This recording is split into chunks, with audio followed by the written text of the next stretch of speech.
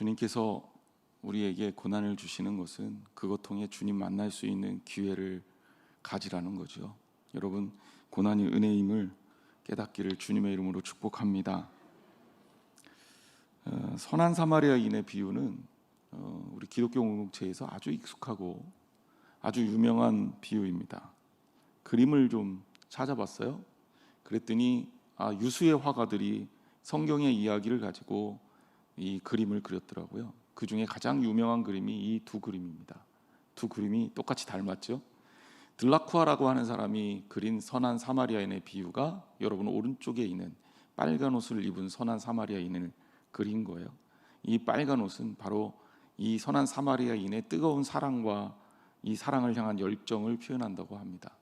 아픈 강도 만난 이를 말에 태우고 그리고 여관으로 가는 그 장면을 생동감 있게 그렸고요. 고흐가 죽기 2달 전에 이 그림을 접하고 모작을 한 겁니다. 지금은 고흐의 그림이 더 많이 알려져 있습니다.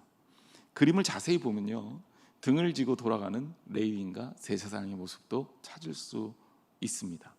닮긴 닮았는데 그림은 조금 워낙 특징이 달라서 그런지 좀 다르게 느껴집니다.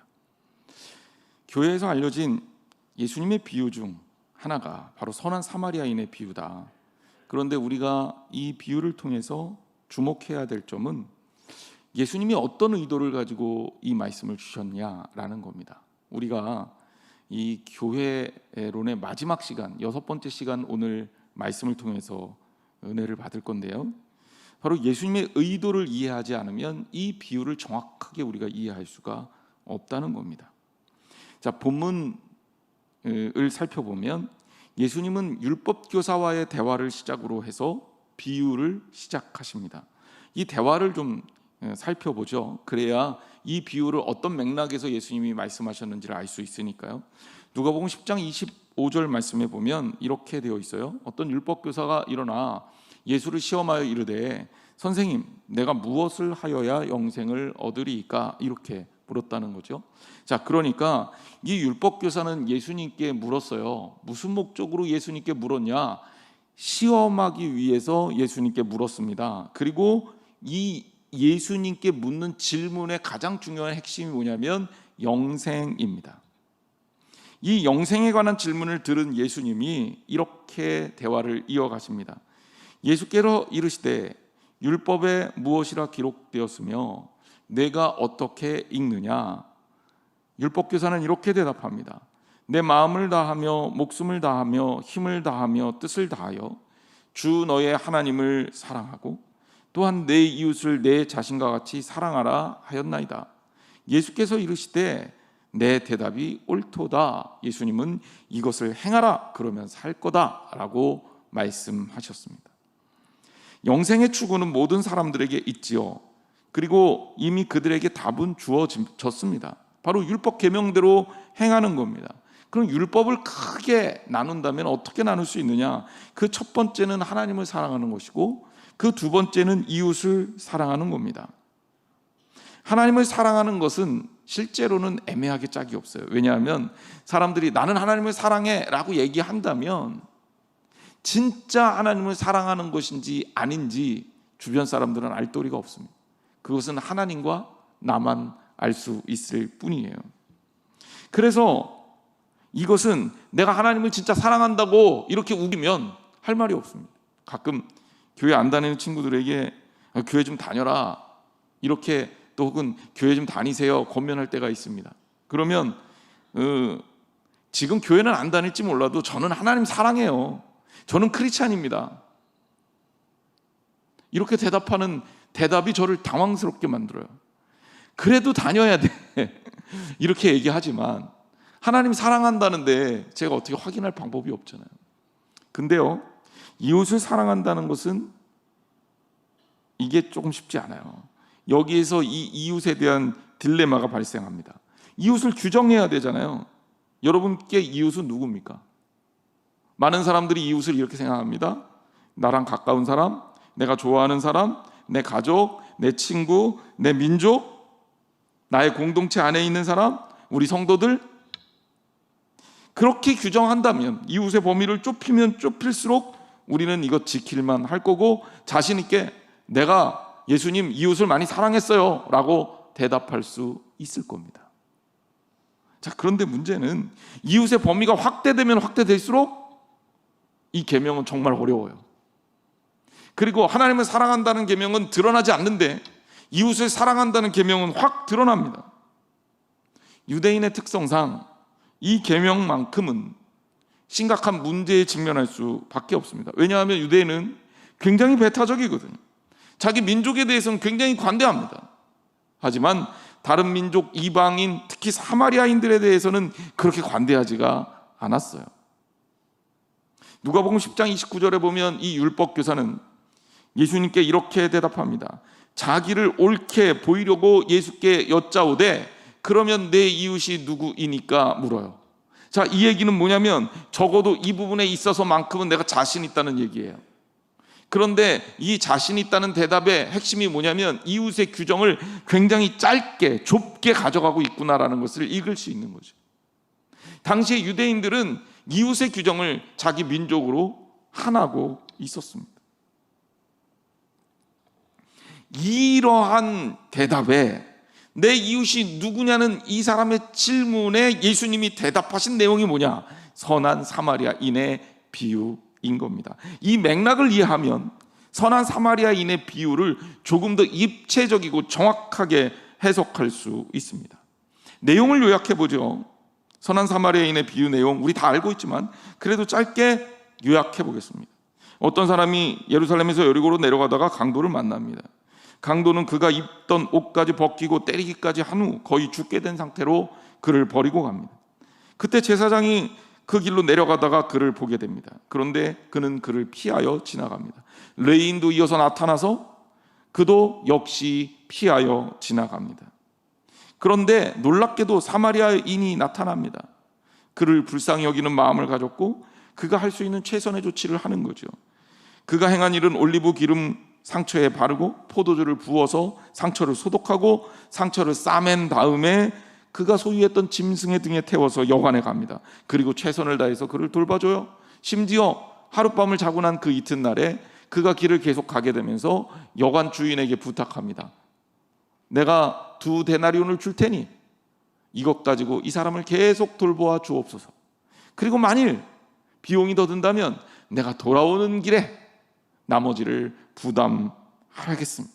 내가 부담하겠습니다. 그러니 걱정하지 말고 이 사람이 회복될 때까지 완전하게 도와주십시오. 자, 이게 비유의 내용입니다. 예수님이 내 이웃이 누구냐라는 질문에 답변하신 거예요. 그럼 우리는 여기서 재빠르게 이웃이라는 존재를 찾아야 될 것입니다. 자, 이 비유를 조금 더 구체적이고 조금 더 심층적으로 해석해 보겠습니다. 자, 그러려면 이 배경 또한 알아야 됩니다. 이 비유의 배경이 되는 것이 길입니다. 예루살렘에서 여리고로 내려가는 길에 예수님은 이 강도 만난 자가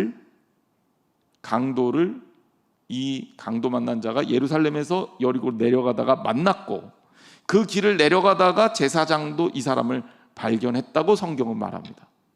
아무것도 아닌 것 같아도 되게 중요한 포인트입니다. 여리고는 우리에게 익숙한 도시입니다. 이스라엘 민족이 요단을 건너 가나안에 들어올 때 가장 먼저 전투하고 정복했던 도시입니다. 이 여리고는 굉장히 크고 강한 도시입니다. 실제로 고고학자들이 연구를 해보니까 아직 밝혀지지도 않았어요. 유적이 엄청나게 많습니다. 10,000년을 거슬러 올라갑니다. 세계에서 가장 오래된 도시가 여리고입니다. 여리고는 또한 기록을 가지고 있습니다. 그 기록이 뭐냐면 세계에서 가장 낮은 도시예요. 얼만큼 낮냐? 해발 마이너스 300m. 그러니 바닷물 해수면의 높이보다 더 낮은 도시가 여리고입니다. 그리고 예루살렘은 어떠냐? 예루살렘은 800m 고지대에 있어요. 그러니 여러분, 이 길이 평탄한 길이 아니죠. 1000m가 넘게 차이 나는 이 산길인 거예요. 그래서 이 길을 보면 굉장히 험합니다. 굉장히 험하구나 금방 알 수 있죠. 여리고는 덥고 예루살렘은 춥습니다. 수도는 예루살렘이지만 살기는 여리고가 더 좋아요. 헤롯 임금도 여리고 와서 지냈다 그러니까. 그리고 우리가 또 봐야 될 게 뭐냐면 많은 제사장과 레위인들이 예루살렘에서 일을 하죠. 그런데 거주는 여리고에서 한 사람들이 많았다는 거예요. 왜? 여리고가 살기가 좋으니까 말이에요. 자, 등장인물들이 성경에 등장합니다. 그 역할 또한 분석해 봐야 합니다. 강도당하고 죽게 된 사람은 예루살렘에서 여리고로 어떻게 했다? 내려가고 있었다. 아까도 길을 봤지만 여기는 굉장히 험한 길이에요. 그리고 예수님의 말씀하신 맥락을 살펴볼 때 이 사람은 유대인일 가능성이 높아요. 99.9%입니다.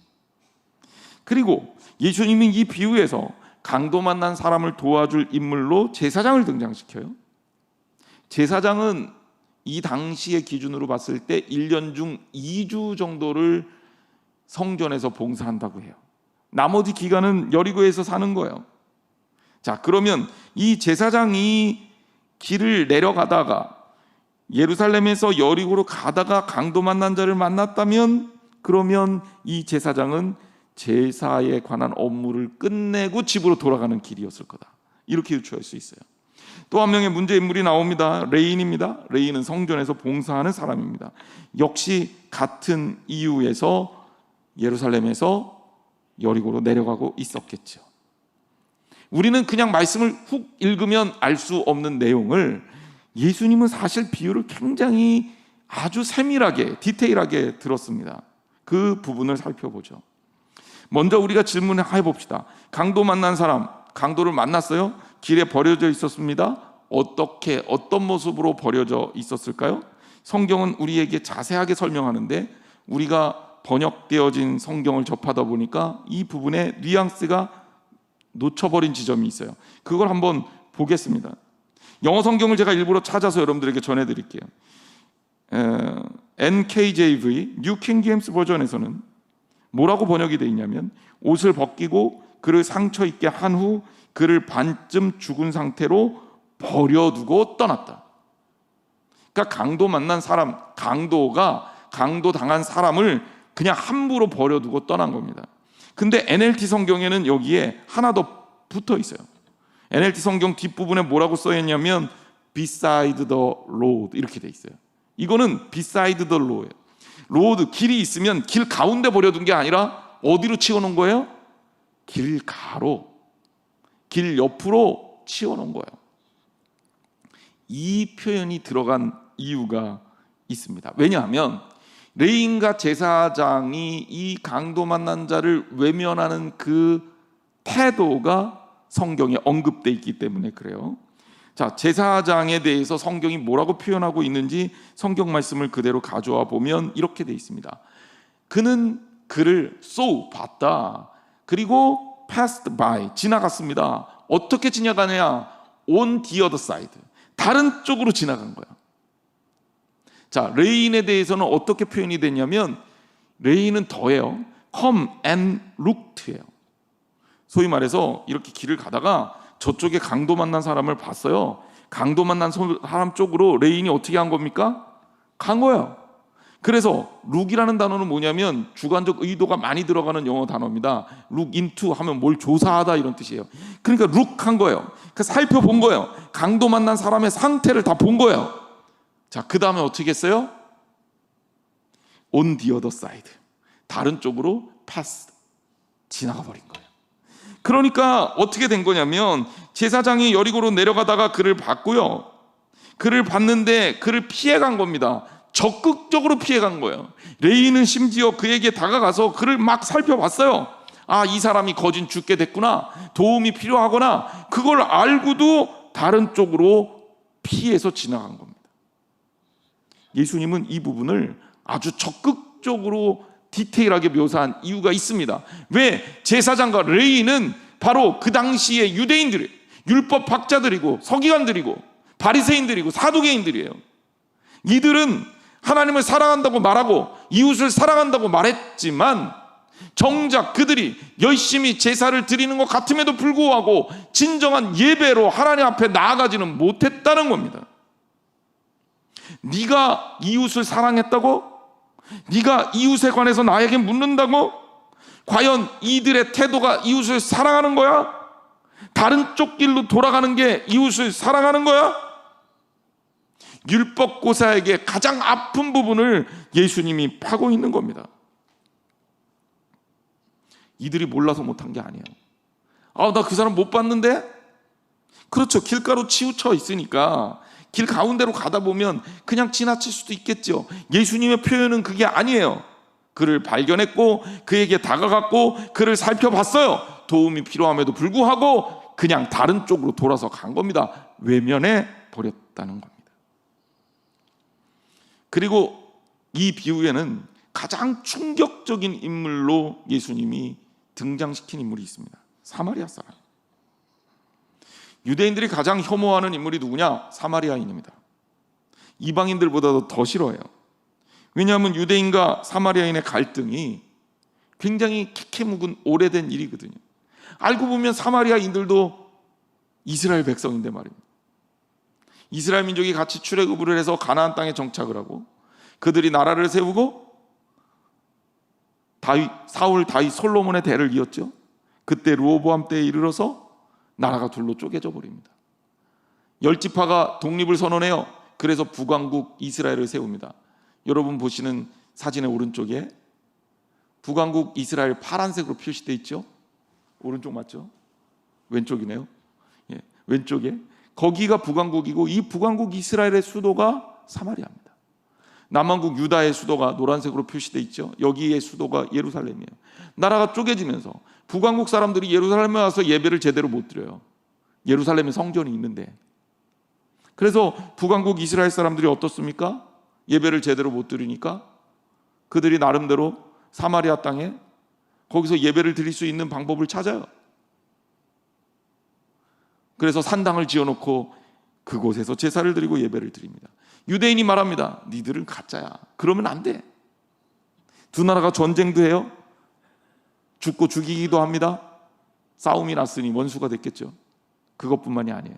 결정적인 계기가 된 사건이 있습니다.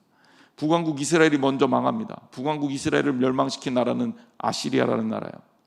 이 아시리아라는 나라는 결국 북왕국 이스라엘을 망가뜨리고 망하게 하고 사마리아를 혼혈화시켜버립니다. 다른 민족들을, 이민족들을 사마리아에서 살게 해요.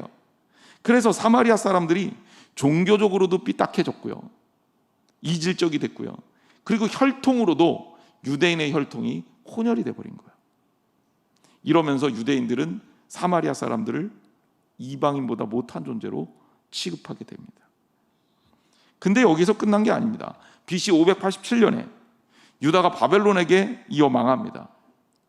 바벨론은 또 예루살렘을 황폐화시키고 이 유대인들을 다 끌고 갔어요. 자기네 나라로. 그래서 다 흩어져 버렸죠. 종살이가 시작이 됩니다. 그러다가 바벨론이 망하고 페르시아가 들어서면서 페르시아 왕 고레스가 칙서를 보내서 포로를 귀환하게 돼요. 이때 예루살렘으로 유대인들이 돌아오게 됩니다. 그런데 여기에서 유대인들이 돌아와서 예루살렘에서 폐허가 돼버린 예루살렘 재건 운동을 합니다. 성벽 짓고 성전도 지어요. 그런데 이때 유대인들을 방해했던 사람들이 있는데 그게 또 사마리아인이에요. 그래서 그때부터 또 원수가 됩니다. 그래서 가장 가까우면서 같은 민족인데도 원수가 되어버리고 만 겁니다.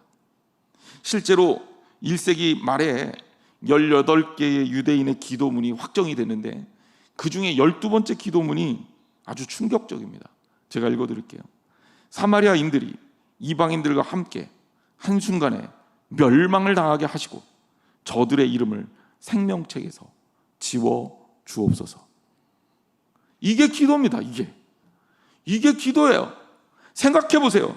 우리가 요나서 배웠지만 하나님의 뜻이 어디에 있습니까? 우리가 예수 그리스도의 말씀을 배우지만 예수님의 지향점이 어디에 있습니까? 땅끝까지 이르러서 내 증인이 되라는 거 아니에요. 누구든지 나를 믿는 자는 구원하겠다는 거 아닙니까? 내가 박롱쿨도 사랑하는 요나, 너 생각해봐. 내가 니느웨 백성을 사랑하지 않겠느냐? 하나님이 묻고 있잖아요. 그런데 유대인들이 뭐라고 기도하냐면 사마리아인들 멸망시켜 주세요. 그리고 생명책에서 지워주세요. 이게 유대인의 기도예요. 예수님께 이런 질문을 했던 율법학자에게 이웃은 사마리아인이 아닙니다. 성경에서 가장 중요하게 말하는 부분이 바로 이 포인트입니다.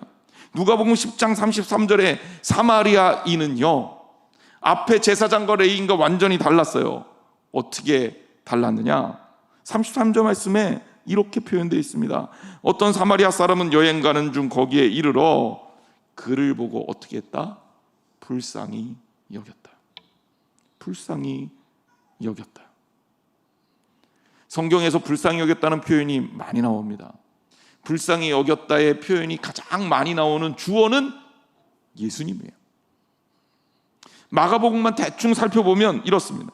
나병 환자를 치유하는 장면에서 마가복음 1장 41절 말씀이에요.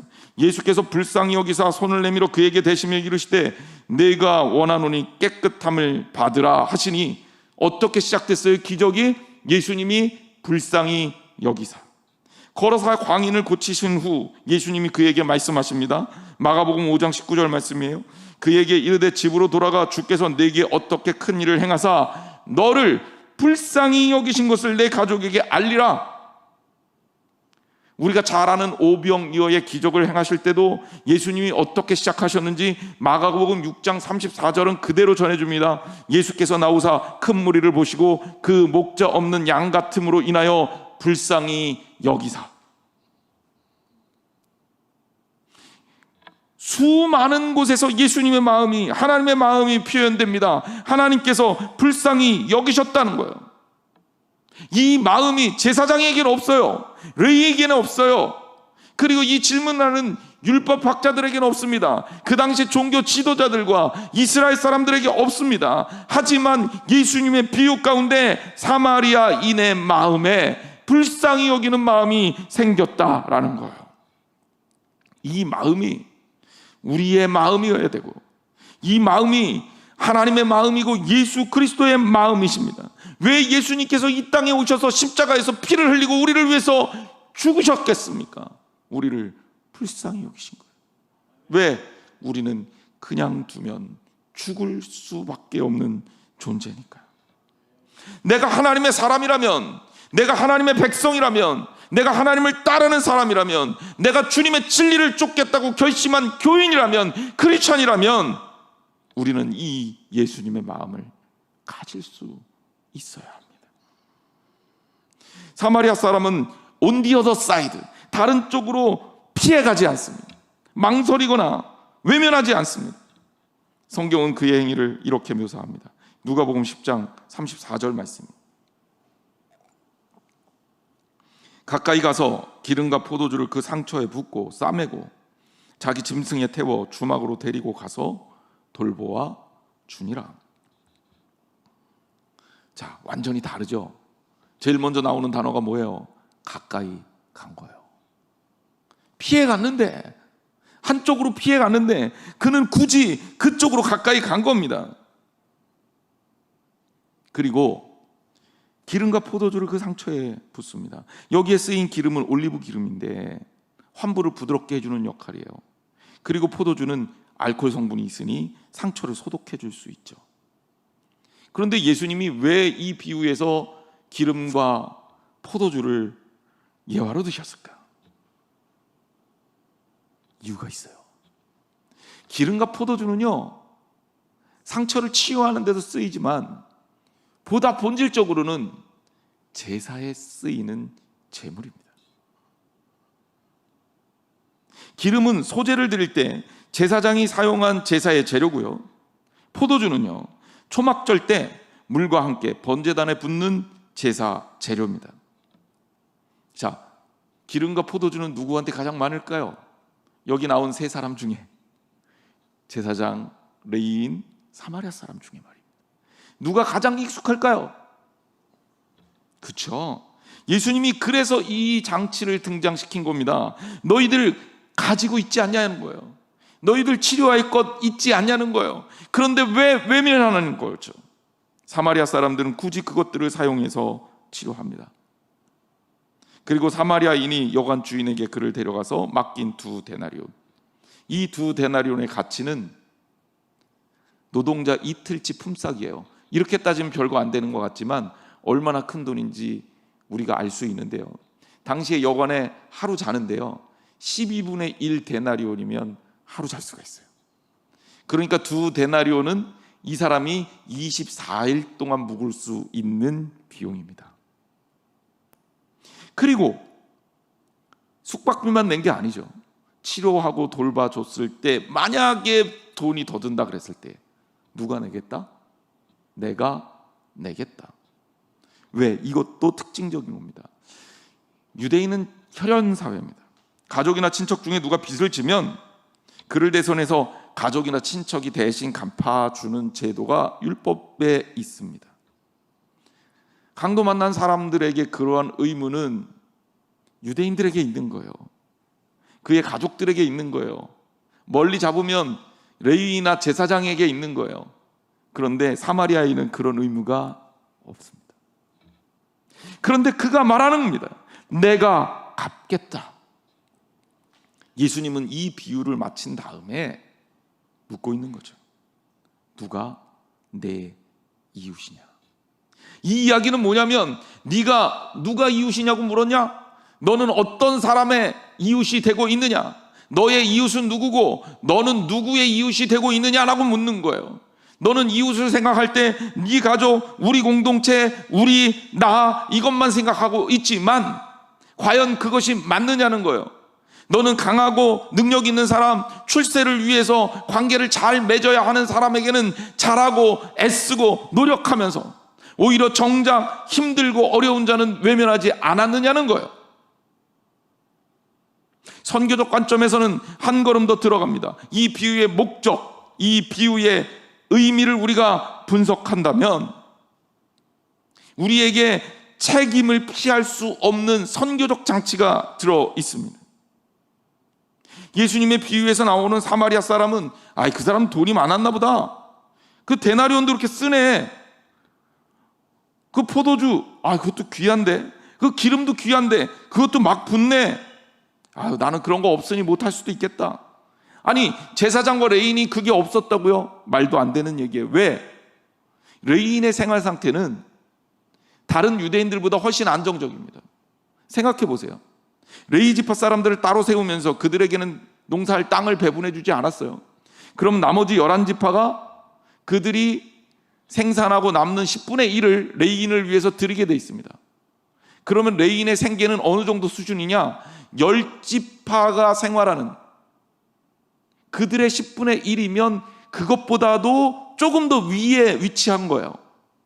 생활 수준으로 이 논리적으로 따져봤을 때예요. 그 다음에 제사장과 레위인은 사실 시간이 많은 사람들입니다. 제사장은 1년에 딱 2주만 일하면 된대요. 당시의 기준으로. 그럼 나머지 동안 충분히 자기 시간 가질 수 있잖아요. 자, 물론 이런 문제는 있습니다. 제사장과 레위인이 예루살렘에서 여리고로 내려가다가 강도 만난 사람을 만났어요. 자, 제가 그런 말씀 드렸어요. 여리고에 이들의 거처가 많다. 집으로 가는 중이에요. 제사를 드렸던 일들을 끝내고 집으로 가는 중이에요. 그러다 강도 만난 사람을 만난 겁니다. 자, 문제는 뭐냐? 제사를 드리고 내려오는 길이라면 그때는 누구보다도 거룩하고 누구보다 율법적으로 성스러운 상태입니다. 유대인들은 제사를 드리고 속죄제 이런 것, 속건제 이런 걸 드리면 내 죄가 다 깨끗해져 있다고 생각한 상태에서 지금 내려오는 거예요. 그런데 강도 만난 사람을 봅니다. 유대인 율법에 뭐가 있냐면 피는 부정해요. 그래서 피를 접하면 정결 예식으로 이것들을 따로 제사를 드려야 돼요. 죽은 시체를 만지면 부정합니다. 그러면 또 이를 위해서 제사를 드려야 돼요. 다시 말하자면 지금 나 집에 가서 바쁘고 할 일 많은데 저 사람 잘못 만졌다가는 내가 부정해지면 나는 예루살렘으로 다시 가야 되는 거예요. 그러니 이런 거 생각해 보면 이들이 외면한 게, 더군다나 적극적으로 외면한 게 어떤 부분에서는 이해가 되기도 합니다. 그런데 예수님은 묻고 있는 거예요. 너 제사를 드리고 온전하고 거룩한 상태에서 집에 가다가 이를 만난 거? 그런데 그를 돕지 않으면 네 제사가 정말 의미가 있겠냐는 질문인 겁니다. 사랑할 기회를 놓쳐버린 거죠. 주님 앞에 회개하지 않으면 안 되는 겁니다. 예수님이 더 한 걸음 더 나아가 물리적 풍요만을 얘기한 거 아닙니다. 겉으로 드러나는 이웃을 물리적으로 구체적으로 사랑하는 것에서 끝난 것이 아니라는 거예요. 우리가 살면서 강도 만난 사람을 만날 기회가 얼마나 있습니까? 평생 동안 한두 번 정도 그런 일들을 겪으면 우리는 거의 평생 동안 무용담처럼 남아요. 이 비유는 그냥 물리적으로 어려운 사람을, 강도 만난 사람을 선한 사마리아인이 도와줬으니 너도 혹시 그런 일이 있으면 도와줘라, 이 얘기가 목적이 아닌 거예요. 보다 더 깊이 해석을 해보면 강도 만난 사람은 어떤 거냐? 강도는 사탄이요. 강도를 만나서 죽게 된 사람들, 죽어가는 사람들은 뭐냐면 이 땅에 살고 있는 사람들. 그렇지 않습니까? 이 땅에 하나님을 모르고 죽어갈 수밖에 없는 사람들, 사탄을 만나서 그들에게 모든 것들을 뺏겨버리고 사탄의 종로로 타는 사람들이 강도 만난 사람들이라는 거예요. 그리고 예수님 우리에게 묻고 있는 거예요. 너희들 제사장과 레위인처럼 교회라는 공동체에서 너희들끼리 거룩하게, 너희들끼리 구원의 공동체를 이루며 하나님이 주신 축복 가운데 나는 평안하고 행복하게 산이 됐다? 정말 됐냐? 네 이웃이 교인들만 네 이웃이냐? 네 이웃이 가족들만 네 이웃이냐? 아니라는 거죠. 우리끼리만 좋으면 충분하지 않다는 겁니다. 나만 만족하면 좋지 않다는 거예요. 나만 하나님의 축복 가운데 거하면 다 되는 게 아니라는 거예요. 우리 눈에 누가 보여야 하냐면 죽어가는 영혼들이 보여져야 된다. 그들이 죽어가고 있다는 겁니다. 하나님이 사랑하시고 살려야 할 영혼들이 죽어가고 있다는 거예요. 그들을 왜 불쌍히 여기지 못합니까? 목사가 된 이후에도 저는 군에 입대하기 전까지만 해도 아내한테도 그렇게 제가 장담을 했지만, 나는 목사 한 수는 어쩔 수 없이 받았지만 목회는 안 할 거야, 이렇게 호언장담을 했던 사람입니다. 왜? 제가 우리 부모님을 보니까 목사 너무 힘들어요. 그냥 나만 좀 행복하게 잘 살면 되는데, 그리고 착하게 살면 괜찮을 것 같은데 너무 해야 될 것들, 신경 써야 될 것들이 많아요. 이거는 정상적인 사람이 할 짓이 아니다. 제가 그렇게 판단을 했습니다. 아무리 생각해도 제가 좀 똑똑했던 것 같아요. 마음이 바뀌게 된 계기가 있습니다. 군대에서 병사들을 만났을 때요, 교회로 오는 아이들, 세례받고 교인이 되는 아이들은 너무 좋았는데,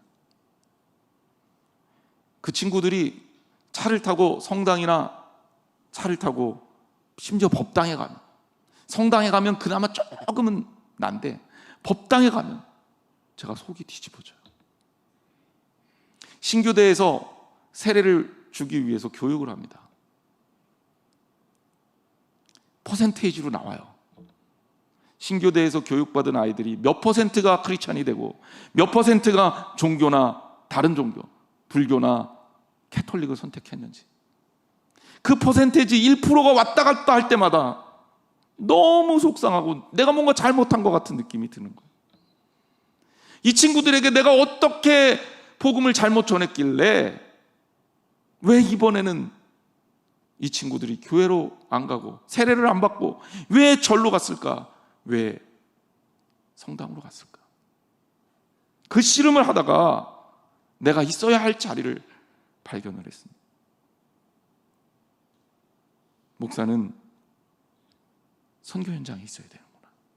목사는 바로 그런 이유 때문에 내가 선교해야 되겠구나. 나 혼자만 잘 사는 거 가지고 내가 행복하지 않은 거예요. 여러분, 예수 그리스도의 마음을 담으세요. 나만 보지 마세요. 내 주변만 보지 마세요. 우리만 보지 맙시다. 교회도 우리 한양제일교회 교인만 보는 교회는 하나님께서 기뻐하는 교회가 될 수 없어요. 우리 주변에 죽어가는 수많은 강도 맞는 자들이 있습니다. 사탄에게 휩싸여서 죽는 게 뭔지도 모르고 그렇게 영혼이 팔려서 죽어가는 영혼들이 있습니다. 가슴이 아프지 않습니까? 불쌍히 여기는 마음이 들지 않습니까? 여러분 가슴에 속상함이 없습니까? 교회는 영혼을 살리는 게 진짜 교회입니다. 교회론의 마지막 시간에 여러분들에게 말씀드립니다. 선교하지 않는 교회는 진짜 교회가 아니에요. 영혼을 살려야 합니다. 우리도 하나님께 온전하게 드려져야 되겠죠. 온전하게 드려진다면 주님의 뜻을 다른 이들에게 전합니다. 그들을 살립시다. 한 명이라도 더 말입니다. 우리가 해야 될, 우리가 바라봐야 될 자리가 그곳에 있습니다. 교회론의 마지막 시간을 이렇게 정리합니다. 여러분, 주님의 마음을 품고 죽어가는 영혼들을 살립시다. 그게 우리 교회의 나아갈 모습입니다. 교회의 본질입니다. 기도하겠습니다. 하나님, 우리가 연약하여 주님의 마음을 다 이해하지 못하고 주님의 뜻대로 살지 못했음을 회개합니다. 하지만 주님, 이제 주님의 뜻을 따라 주님의 마음이 주님의 눈길이 가 있는 곳에 가기를 원합니다. 우리 교회 영혼 살리는 교회가 되게 하여 주옵소서. 살아나게 하옵소서. 아픈 자가 오면 일어나게 하여 주옵소서. 병든 자가 오면 치유받게 하여 주옵소서. 죽어가는 영혼이 오면 영생의 기쁨을 누리게 하여 주옵소서. 살아있는 교회 되게 하여 주옵소서. 예수님의 이름으로 기도했습니다. 아멘.